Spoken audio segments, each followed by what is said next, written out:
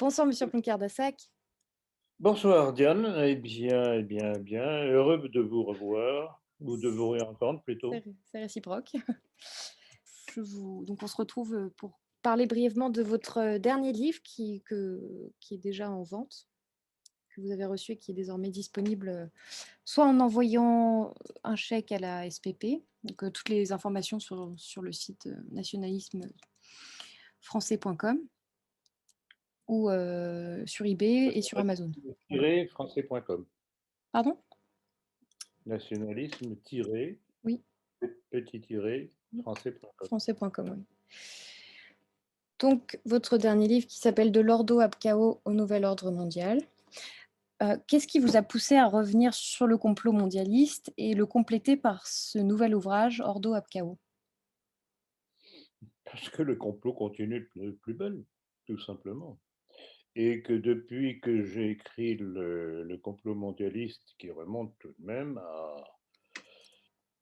à 2000, à tout début 2002, donc c'était le fruit de deux premières versions que j'avais faites tout de suite après le 11 septembre, qui pour moi est un tournant majeur dans le complot mondialiste.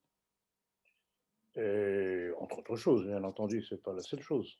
Donc, il est évident qu'au fur et à mesure des années qui ont passé, on voit le complot mondialiste se développer. Et on en arrive aujourd'hui vraiment à l'affirmation de la volonté de la gouvernance mondiale et du gouvernement du nouvel ordre mondial, agrémenté de ce qu'ils appellent le grand reset, c'est-à-dire Remise à zéro. grande remise à zéro exactement, Réinitialisation. avec comme corollaire, entre autres choses sympathiques annoncées, abolition de la propriété, salaire universel, etc. Donc vraiment la mise en ghetto des citoyens, et pas simplement en France, mais à travers le monde. Donc voilà, je ne dirais pas que c'est l'aboutissement, mais c'est la marche vers l'aboutissement de ce dessein mondialiste messianique, comme je répète toujours, parce que c'est messianique.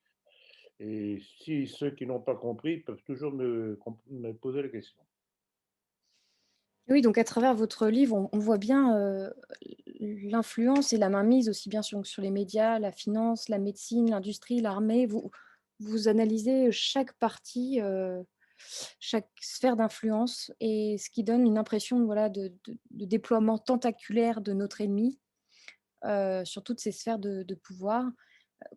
Comment, en résumant brièvement, une telle mainmise a pu-t-elle s'établir?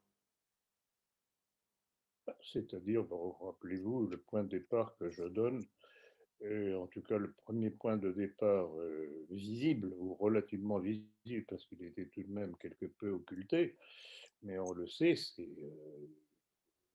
avec le premier complot de la Révolution dite française, où les auteurs majeurs de ce complot, pour la plupart juifs et francs-maçons, étrangers, euh, prônaient déjà la République universelle.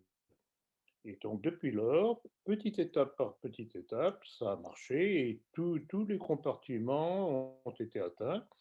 Ils ont progressivement infiltré tous les milieux. Alors, bien entendu, l'éducation nationale, parce que c'est pas là qu'on commence à tenir,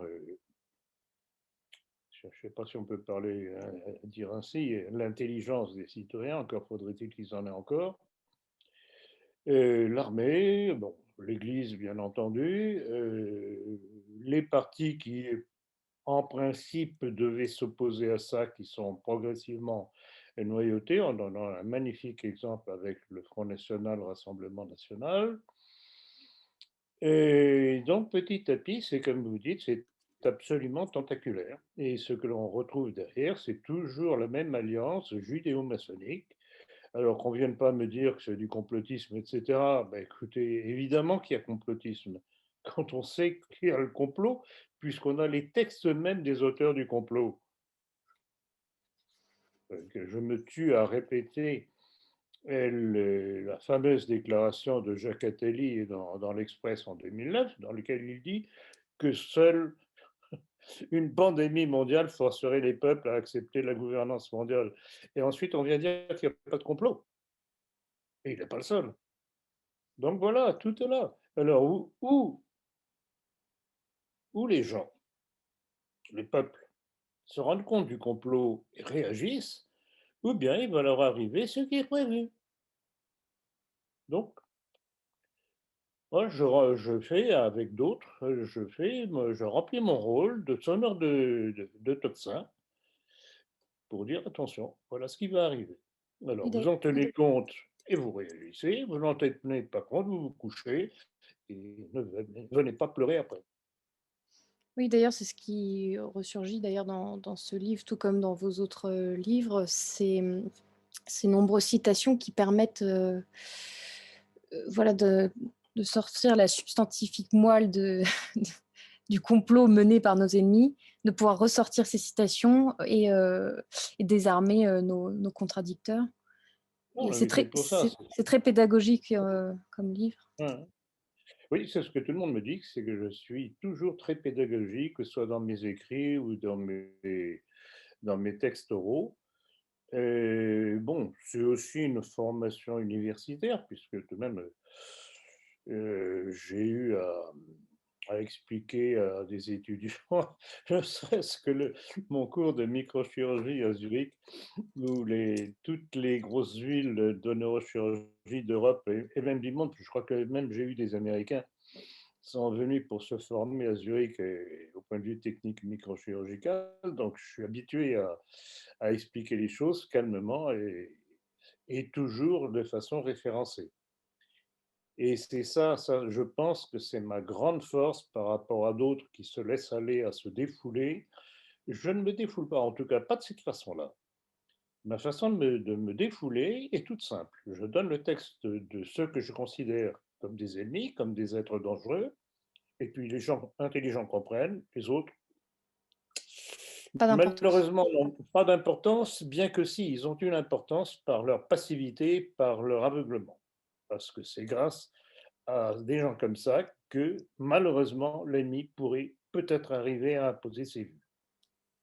Et c'est vrai que donc en lisant et en constatant le pouvoir qu'a notre ennemi, on va dire, pour l'appeler comme ça, cette, hydre, on pourrait être, quelque part désespéré, mais la conclusion qu'on peut lire en 4e de couverture aussi, c'est que le propre des faux principes est de contenir en elles-mêmes leur autodestruction. C'est une phrase que vous ressortez souvent et ça donne à la fois un peu d'espoir et puis oui, se dire que de toute manière le combat, ne peut être que gagné ou plutôt nos ennemis vont périr par leurs propres, erreurs, en quelque sorte. Ce qu'on peut dire, Par leur propre exagération, et alors exagération. justement, vous voyez très bien que je dis ces derniers temps que devant l'accélération, parce que depuis un an,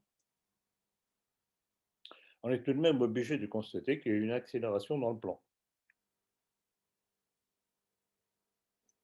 Ils ont utilisé, mais d'une façon mais forcenée, la peur sanitaire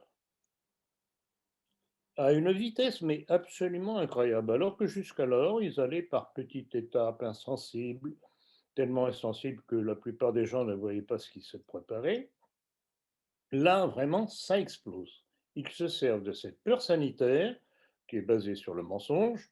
Alors, on va tout de même revenir sur un petit point essentiel, c'est qu'on nous tartine les oreilles avec des tests positifs et des tests positifs pour nous faire croire que vraiment la pandémie augmente, se diffuse, elle est dangereuse, etc. Mais on sait très bien que 80 à 90% des tests dits positifs sont de faux positifs. Donc c'est déjà basé sur un mensonge. Et ça, il y a des études scientifiques qui ont été faites là-dessus. Je vais encore rappeler une fois que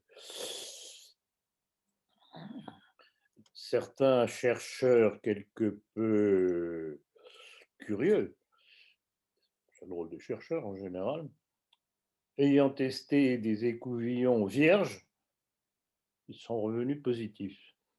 Et je ne sais plus, je ne sais pas si c'est vous, Emmanuel, ou quelqu'un d'autre qui m'avait rappelé cette Avec affaire du assez. Coca-Cola? Hein? Avec du Coca-Cola? Non? Non, non, non, non, non, Non? non, non, non. Bon, il y a eu la papaye aussi. Oui. Non, non, mais c'est quelqu'un qui devait aller au rendez-vous pour se faire tester, qui a eu un contretemps, il n'y est pas allé, mais il a reçu chez lui l'avis qu'il était Oui, tout à positif. fait. Oui, oui. Alors, il ne faut pas se moquer du monde, quand même. Donc, vous voyez, donc c'est systématique. Il faut aussi rappeler, ce que j'ai déjà fait, mais rappeler, rappeler, rappeler, rappeler, que quand l'État donne 55 € à chaque médecin qui déclare que le moindre rhume, le moindre petit problème respiratoire, qui est fréquent tout de même aux époques hivernales, est taxé automatiquement de Covid, si ce n'est pas une manipulation des chiffres pour faire peur aux gens. Voilà. Donc tout ça repose sur le mensonge et la crédulité des gens. Oui, ça, c'est le constat qu'on fait dans tous nos entretiens, mais pour en revenir au propre des faux principes, du coup, à force de mentir, quelles conclusions pouvez-vous en C'est-à-dire qu'un faux découler? principe ne correspondant pas à, à la réalité, à la nature de l'être humain, provoque par ces fausses directions qu'elle prend des conséquences. Ces conséquences deviennent de plus en plus dérangeantes pour les gens, catastrophiques, jusqu'au moment où ça les fait réagir. À travers l'histoire, c'est ce qu'on a toujours constaté. Alors, est-ce qu'aujourd'hui, les gens sont tellement abrutis par les médias, formatés par l'école de la République, qu'ils n'ont même pas un soupçon de capacité de réaction? Je n'en sais rien. De toute façon, c'est très simple. Pour nous, qui savons, qui observons, qui découvrons, nous avons le devoir de dire ce qui se prépare. Et puis après, advienne que pourra. Mais encore une fois, que les gens qui n'auront pas voulu nous croire ne viennent pas pleurer. Oui, est-ce que ça on peut faire un parallèle avec, la parabole des talents, non? Ceux qui savent doivent rendre, Oui, au oui, tout à fait. à la Non, mais mesure tout de à fait. leur, oui, C'est un devoir. de leurs C'est un devoir, je dirais compétences, que leurs c'est un talents. devoir de charité. La vérité, diffuser la vérité est un devoir de charité. Et rappelez-vous la fameuse phrase de l'Évangile, la vérité vous rendra libre. Oui. C'est pour ça qu'elle est tellement occultée, c'est qu'on ne veut pas que les gens soient libres.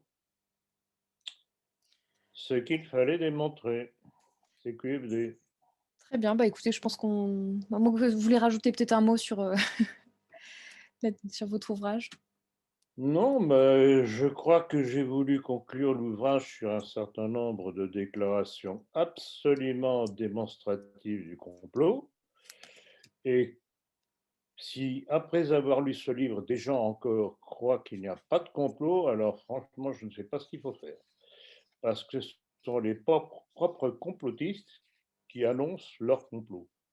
Alors, je ne vois pas ce que je pourrais faire de mieux que de donner leur texte, à tout un chacun d'en tirer parti et de comprendre ce que cela veut dire. Et ce n'est pas du tout du langage crypté, c'est clair comme de l'eau de roche. Oui, non, ça c'est Je certain. crois tellement supérieur, tellement proche de la victoire, qu'ils disent les choses carrément. Voilà. Oui, vous avez Donc, notamment, je dirais pour conclure, bonne lecture à chacun. Et si certains veulent correspondre avec moi, poser des questions, je ne sais pas quoi, je suis dans la mesure du temps que je n'ai pas beaucoup, malheureusement, mais enfin, je m'efforce toujours de répondre. d'ailleurs, vous dispensez des dédicaces, volontiers également, Oui, pour ceux qui exactement. souhaitent. Mais il faut tout de même me le demander. Je ne le fais pas Oui, systématiquement. Là non et aussi, puis ça demande un certain temps. et pour ce faire, il faut passer directement, enfin, si vous passez par eBay ou par Ah oui, Amazon, ce n'est on pas ne possible. Oui, pourra pas. Exactement. voilà. C'est pour ça que de toute façon, je crois qu'il est tout de même préférable de passer par la Société Philosophie Politique. D'abord, pour nous, c'est plus intéressant pour la santé de nos finances qui, je vous rassure, vont bien, heureusement. Mais enfin, nous ne sommes pas Rothschild, hein. Rassurez- Rassurez-vous. Nous concluons Donc par là, ça. si vous hésitez, de préférence, la Société de philosophie politique, passez par là, c'est plus simple. Vous avez un compte bancaire avec le RIB qu'on trouve sur notre site, de même qu'on trouve ça sur notre lettre d'information à la politique en première page, colonne de gauche, et puis le simple chèque alors de la Société de philosophie politique. Voilà, je crois que vous avez tout pour agir et bien entendu, corollaire à tout ça, à la lecture de mon livre, une fois que vous l'aurez lu, j'espère que vous aurez pu prendre quelques notes, diffusez autour de vous, diffusez autour de vous et donnez toujours dans votre argumentation les textes que je donne de nos ennemis. C'est imparable. Mais de grâce, ne vous défoulez pas avec des gens qui ne sont pas nécessairement prêts. Interpellez-les par les propres textes de nos ennemis. Voilà. Bon, Et s'ils ne veulent pas comprendre, eh bien, vous passez à quelqu'un d'autre. Et une chose aussi sur laquelle je voudrais insister, parce que c'est une chose qu'on me dit souvent, et j'avoue que ça m'insupporte. C'est les gens qui me disent: «Ah, vous comprenez, en famille, je ne peux pas dire ça parce qu'on me dit: "Ah non, arrête avec tes histoires, tu vois trop de films de science-fiction", et cetera, et cetera». Ne vous laissez pas fermer la parole par des gens de votre famille. Vous avez un devoir de vérité vis-à-vis d'eux et il en va de votre survie comme de leur survie à eux aussi. Donc, devoir de charité par la vérité.